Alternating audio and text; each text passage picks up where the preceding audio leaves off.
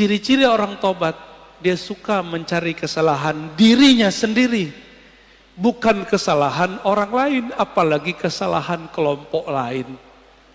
Paham? Apalagi kesalahan thariqat lain, manhaj lain. Kalau di dunia kerja, ciri-ciri orang yang sudah tobat, pribadi tobat, dia kalau ada kesalahan dalam pekerjaan tim, tidak suka menyalahkan kawannya, tapi dia suka menyalahkan dirinya sendiri. Makanya kemudian prinsip-prinsip agama ini sudah menjadi sistem dalam perusahaan-perusahaan. Ada namanya report, benar. Report, laporan. Laporan harian, laporan mingguan, laporan bulanan, laporan tahunan, benar. Itu namanya muhasabah. Jika orang-orang sekarang bekerja untuk dunia pakai prinsip tobat, kenapa untuk akhirat tidak menggunakan prinsip tobat? Jika ada perusahaan tidak menggunakan sistem report, kira-kira dia punya kemajuan enggak masa depan? Enggak ketahuan dia maju. Dia ngerasa maju tapi enggak maju-maju. Samalah kira-kira begitu. Jika seorang jiwa, suatu kelompok sibuknya dengan kesalahan orang, tidak sibuk dengan kesalahan diri sendiri, spiritualnya enggak naik-naik. Ya, jumlah orangnya bisa tambah banyak, tapi jiwa mereka tidak berkualitas. Di dalam Al-Quran, Allah berfirman, "Wajahidu fillahi haqqa jihadih." Dan berjihadlah, bermujahadalah. Ya. Mujahidu artinya bermujahadahlah. Fillah. Jadi ada dua. Jihad itu fi sabilillah. Sedangkan mujahadah fillah. Bisa bedain? Jihad di jalan Allah. Kita sedang memperjuangkan agama Allah. Itu jihad fi sabilillah. Tapi kalau kita sedang melawan diri sendiri, itu namanya jihad fillah. Jihad mengalahkan diri, memenangkan Allah. Itu namanya surat Al-Hajj ayat 78. Ini dalilnya kita. Kalau orang bertanya dalil, apa dalil mujahadatun nafs? Ini dia.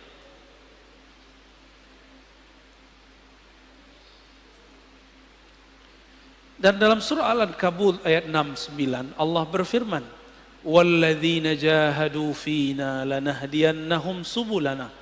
Orang-orang yang bermujahadah, yang bersungguh-sungguh melawan dirinya untuk mendapatkan ridho kami. Lanahdiyannahum subulana. La di situ bukan la tidak, tapi sungguh.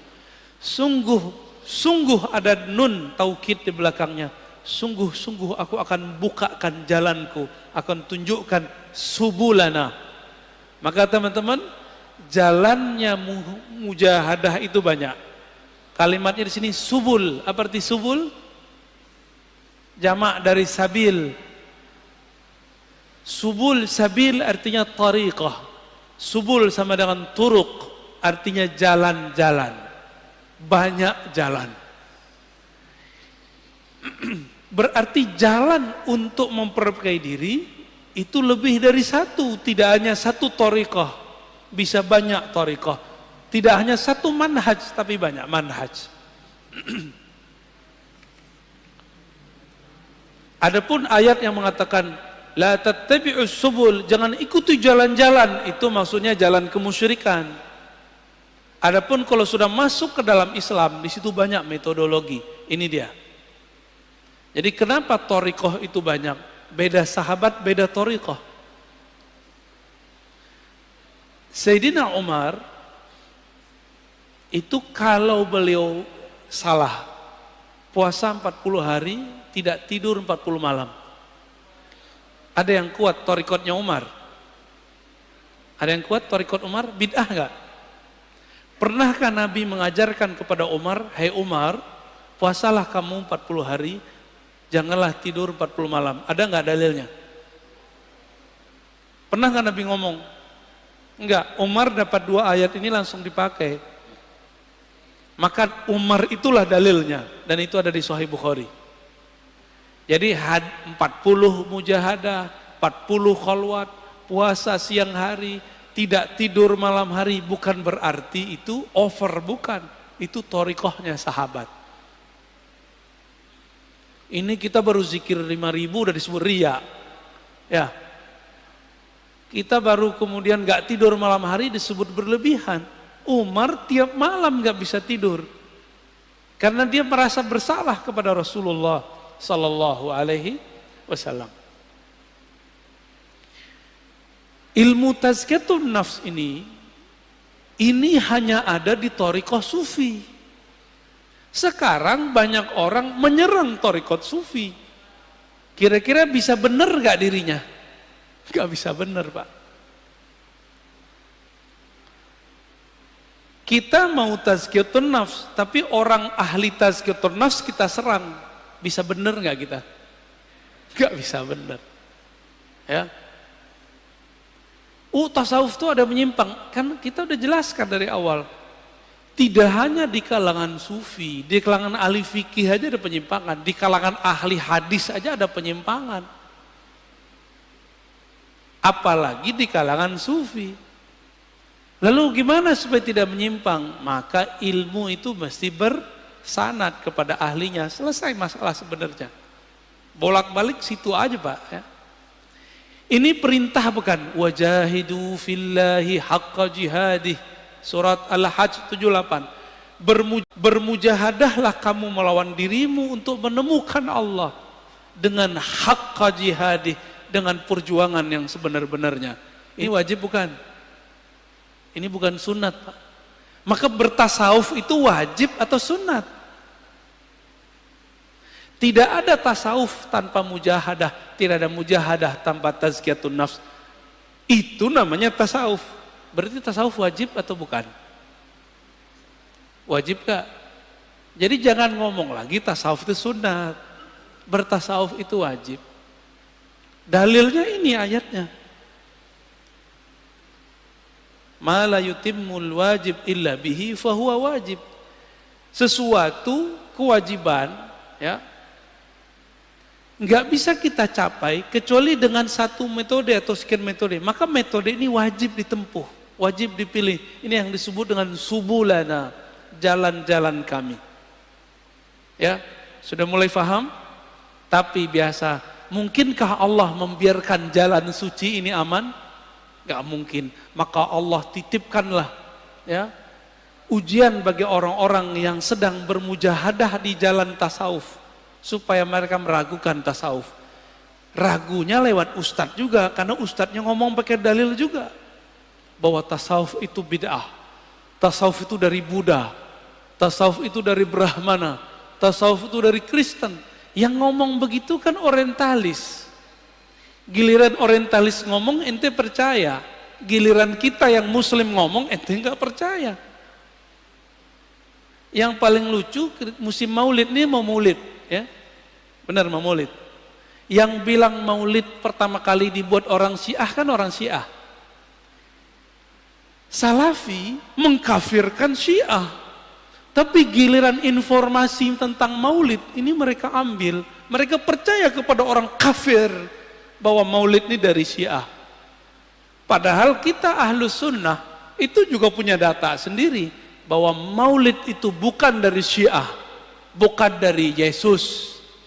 Ini yang paling lucu, selevel Syekh Saleh Fauzan, imam salafi sekarang di Saudi, itu menganggap maulid Nabi itu sama dengan memperingati kelahiran Yesus. Nyambung nggak?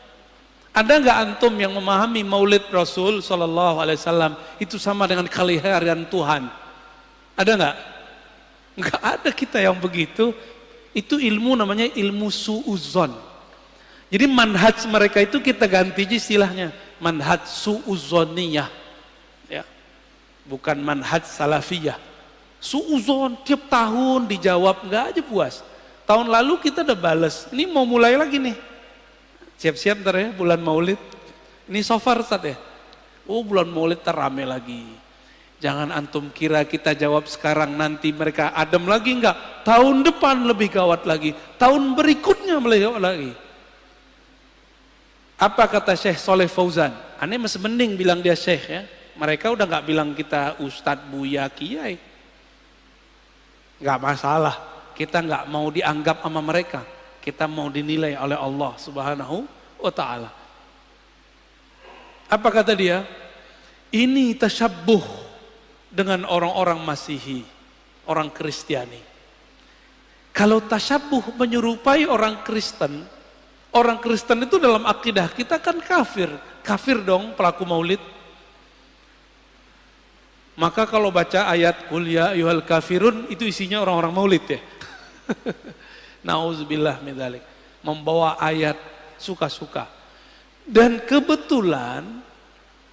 kebenaran pelaku maulid kebanyakan orang-orang tarekat sufi. Orang Betawi itu dulu gurunya sufi Pak. Makanya di kampung-kampung Betawi nggak ada namanya bulan maulid sama Ramadan, dua aja. Tiap bulan ada maulid, bener nggak? Tiap bulan ada barzanjian, tiap bulan ada dibaan, tiap bulan baca syaraful anam. Karena setiap hari Senin mereka mengingat ada kelahiran Nabi Sallallahu Alaihi Wasallam. Dianggap itu Syiah. Ya. Allahumma sholli ala Muhammad.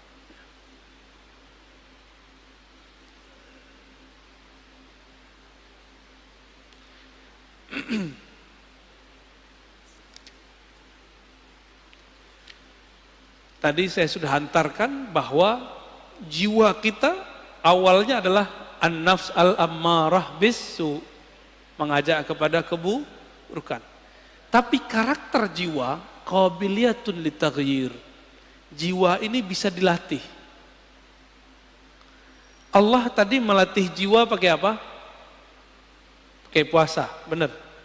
Maka coba antum latih jiwanya dengan puasa. Masalahnya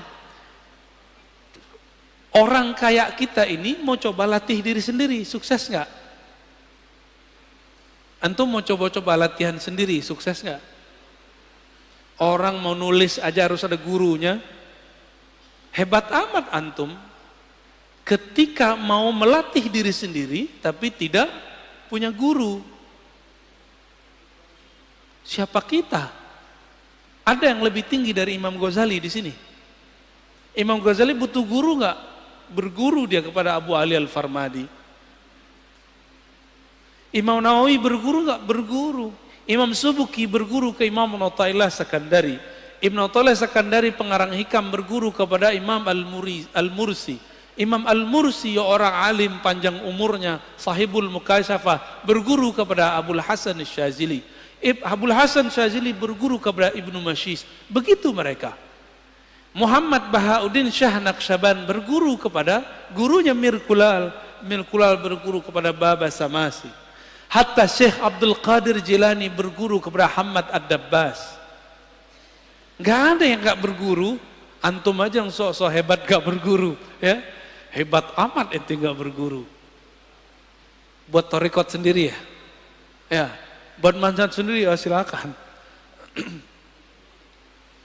Man la syaikha lahu la yuflih abadan. Siapa yang tidak berguru tidak akan pernah sukses selamanya. Siapa yang belajar bahasa Inggris enggak berguru enggak akan sukses berbahasa Inggris. Siapa yang tidak berguru untuk bahasa langit, dia tidak akan bisa berbicara dengan bahasa langit. Itu bahasanya ya. Horornya kira-kira begitu. Malaikat itu kan makhluk langit. Jika karakter mereka mau kita pinjam, maka ini bahasa-bahasa mereka kita harus pahami.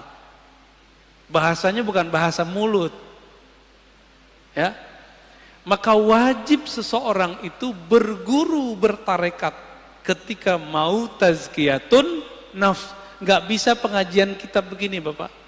Ini cukup untuk keilmuannya. Setelah diilmui baru masuk kepada prakteknya.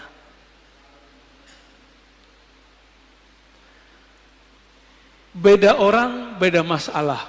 Ada sahabat Nabi datang mengatakan, "Ausini ya Rasulullah." Wahai Rasulullah, tolong ajarkan aku. Apa kata Nabi? La taqtab, jangan marah. Wahai Rasulullah, aku pengen yang lebih. Apa kata Nabi? Jangan marah. Sampai 3 kali. Falakal jannah, pasti masuk surga. Datang orang lain, bertanya, wahai Rasulullah, apa amalan terbaik? Nabi menjawab, it'amut ta'am, kamu memberi makan. Datang orang yang lain, wahai Rasulullah, apa aman paling tinggi? Nabi mengatakan, al-imanu billah, percaya kepada Allah. Berarti beda orang, beda cara. Inilah dalil kenapa thariqah itu banyak. Paham? Ustadz, saya pusing, kenapa di sono ada Tijaniyah, di sono ada Idrisiyah, di sono ada Naqsyabandiyah, di sono ada Samaniyah, di sono ada Syadziliyah, di sana ada Qadiriyah. Kenapa? Memang dari nabinya sudah begitu. Antara Sayyidah Aisyah beda thariqah dengan Sayyidah Juwairiyah dan Safiyah. Sayyidah Aisyah thariqatnya thariqat ma'rifat, ngaji. Sayyidah Safiyah thariqatnya thariqat zikir. Makanya Sayyidah Safiyah dan Juwairiyah dia punya biji-biji 4.000 dan Nabi tidak pernah membid'ahkannya. Nabi cuma melihat orang ini istrinya sudah naik makom, maka ada zikir yang ngitung, ada zikir tanpa menghitung.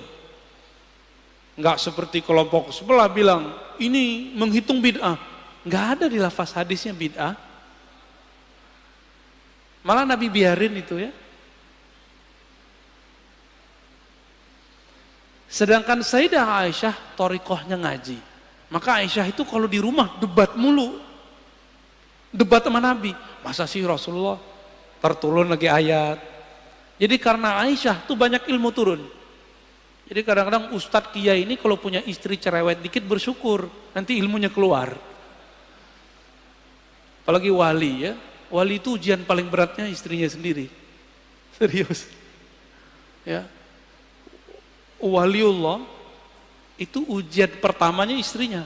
Antum tahu Sayyidina Umar itu waliullah bukan? Waliullah bukan? Ada yang meyakini Umar bukan wali, pasti Syiah. Sayyidina Umar di rumah itu dikata-katain bininya. Ente nih wali, kira-kira begitu. Masa Amirul Mukminin begini? Enggak beres ngurus umat. Dikata-katain sama bininya. Dia pasrah aja, dibiarin aja. Bukan berarti Umar gak ada harga dirinya. Itulah cara Umar yang biasa ngata-katain orang di luar. Sekarang dia terima gak dikata-katain sama bininya sendiri? Apa perasaannya dikata-katain oleh orang dekatnya sendiri? Umar berhasil melewati itu. Pantas beliau jadi wali. Antum ini beda dikit paham sama bini udah tengkar, udah minta cerai. Udah langsung bilang, kamu ini menentang Allah dan Rasulnya. Yang ditentang ente, bukan Allah dan Rasul. Jangan bawa-bawa pemahaman kita satu level dengan Allah dan Rasul. Pemahaman kita ini bisa salah. Allah dan Rasul tidak pernah salah. Istri suka posting dirinya, jangan langsung dihardik. Pelan-pelan, Dek. Setiap nikmat itu pasti ada yang iri. Kamu begini ntar ada yang iri, urusan dia. Ntar lama-lama pasti ada yang ngecengin tuh cewek ya, istri kita tuh, atau pasangan kita, atau adik kita, atau teman kita. Nanti dia sadar sendiri. Lama pelan-pelan aja. Kamu kalau tidak take down itu foto, video, saya jatuhkan talak 1. Gak begitu caranya. Gak begitu caranya. Allah aja pelan-pelan mendidik nafs. SP1 ya kan? Wahai nafs, wahai jiwa, aku siapa, engkau siapa? Sampai yang ketiga baru dididik, dikasih ancaman. Gak dikasih makan. Begitu caranya ya. Jadi jangan main SP aja baru ngaji berapa kali. Baru santri kilat, belum santri beneran. Udah belagu aja kayak santri ya. Antum belajar thariqatnya sih bagus, antumnya nggak bagus. Jangan bawa-bawa kemurnian thariqat itu menjadi standar kita. Ya. Man zayyana zahirahu bil mujahadah, hassanallahu sarairahu bil musyahadah. Guru Imam Abul Qasim Al-Kushairi namanya Abu Ali Ad-Daqqaq. Abul Qasim Kusyairi ini punya murid Abu Ali Al-Farmadi. Abu Ali Al-Farmadi punya murid namanya Ghazali. Dan Yusuf Al-Hamadani. Yusuf Al-Hamadani umurnya panjang, ilmunya sama dengan Ghazali. Yusuf Al-Hamadani punya murid namanya Imam Abdul Khaliq Ujudawani, melahirkan nanti Thariqat Naqsyabandiyah di Uzbek. Di Baghdad dia punya murid Abdul Qadir Jilani, muridnya mendirikan Thariqat Al-Qadiriyah. Makanya Qadiriyah Naqsyabandiyah ini gak boleh tengkar Pak, ini saudaraan, karena syekhnya ke atas ketemu. Ya, kakek gurunya namanya Abu Ali Ad-Daqqaq menurunkan sebuah rahasia. Kenapa kita mesti mujahadah? Man zayyana zahirahu bil mujahadah. Siapa yang menghiasi dirinya, menyibukkan dirinya yang zahir. Yang zahir ini puasa, banyak ruku sujud, banyak tobat, banyak menempa diri jiwanya. Maka Allah akan sempurnakan, indahkan sirnya. Hassanallah sarairahu bil musyahadah. Allah akan bukakan jiwanya dengan menyingkap sesuatu tentang dirinya. Dan syukur-syukur sampai kepada musyahadah, memandang kepada nama Allah, fiil perbuatan Allah, sifat Allah. Syukur-syukur Allah tunjukkan ihsan bertemu dengannya. Maka orang-orang yang tidak sibuk mendidik dirinya karena dia tidak punya guru, orang-orang ini tidak akan pernah sampai kepada Allah. Kenapa? Mikir, ini antum kalau nggak punya guru, mandang zikir 100 aja lama. Tapi kalau punya guru, jangankan 100, 70.000 aja dijabanin. Coba aja kalau punya guru. Sekarang coba sebut zikir 70.000, kebayang berat nggak? Jangan dengan 70.000. Kita bilang zikir ya pagi sore 1000, antum pasti langsung kabur. Ya, tidak boleh ikut kajian saya kecuali paginya dan sorenya zikir 1000. Pasti nggak ada yang datang atau doang. Ya, itu zikir. Nah, nanti ada bab setelah ini, insya Allah di bulan depan kalau umur kita panjang. Pengurus mintanya 2 kali, tapi kalau 2 kali sayanya nggak kuat ya. Semoga nanti ada waktu. Nanti ada bab tentang zikir. Jadi jangan langsung ke zikir, mujahadah dulu diri baru masuk ke zikir.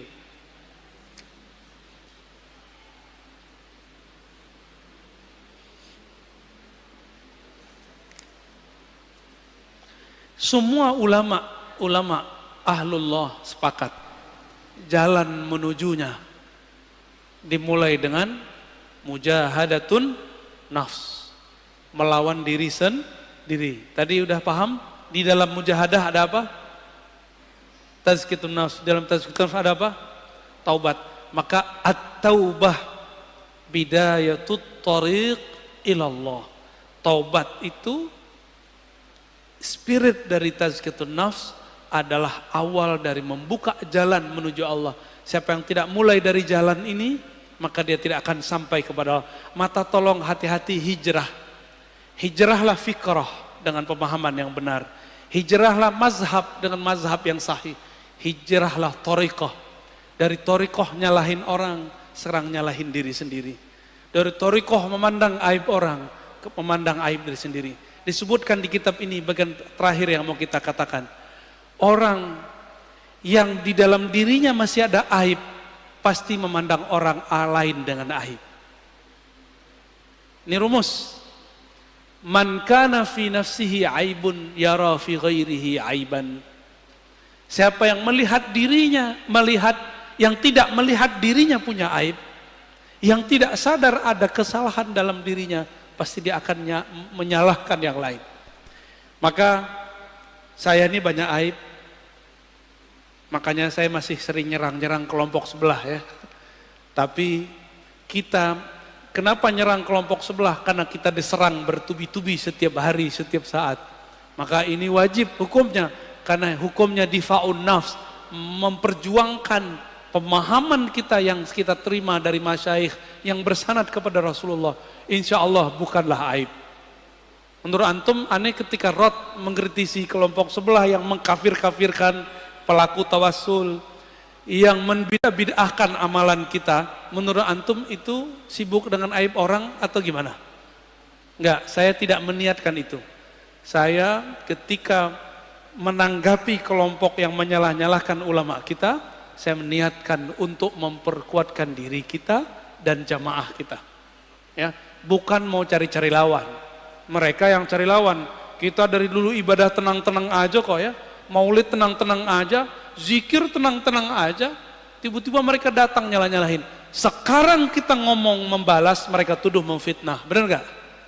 Berarti yang playing victim siapa? Itulah sikap psikopat ya, manhaj psikopatiyah. Nauzubillah min dzalik. Enggak pernah mau salah ya. Enggak pernah melihat diri ini bermasalah. Baik, cukup Ustaz. Dah. Dan teman-teman di ujung kita katakan, tidak ada orang yang aman. Kenapa? Karena qalbu hamba baina isba'ain min asabi'ir rahman, di antara jari-jari Allah. Kalau ini jari kan bebas-bebas mau diapa-apain. Maka jangan pernah merasa sok suci. Ya, setiap hari antum harus menuduh diri sendiri, bukan menuduh orang lain. Maka ciri-ciri orang yang sudah lolos tazkiyatun nafs level 1, dia sudah mulai menuduh, jangan-jangan aku nih yang masalah. Ya, maka di akhir beliau mengatakan, apa kata beliau? Al-mujahadah aslun min usulit tariq as-sufiyah. Mujahadah itu adalah pokok ajaran sufi. Waman haqqaqal usul nalal wusul. Siapa yang membaguskan usulnya, pokoknya, dia akan tangguh cepat sampai kepada tujuannya. Waman tarqal usul hurimal wusul. Siapa yang goyang pondasinya, usulnya, pokoknya, dia tidak akan pernah sampai. Biarlah mesin mobil kita ya mesin lama, yang penting jalan, daripada mesin baru nggak pernah jalan. Biarlah mobil tua tapi dia bertahap ya, bertahap sampai, daripada mobil bagus tidak pernah diajak berjalan ya. Maka tubuh ini mari diajak mujahadah. Mulai hari ini mujahadah, zikir pagi, zikir sore, cari guru, cari syekh mursyid yang bisa mendidik jiwa kita, yang dia juga tidak pernah menyalahkan orang lain, yang dia fleksibel seperti Nabi. Jika orang ini datang diajarkan dengan zikir A, jika orang ini datang zikirnya A tapi jumlahnya tidak sebanyak B, jika orang ini datang kemudian beliau pun lebih fleksibel. Begitulah ciri-ciri al-mursyid kamil mukammil. Dia bisa memahami muridnya, bukan pengen dipahami muridnya. Wassallallahu ala Muhammad. Fadhal.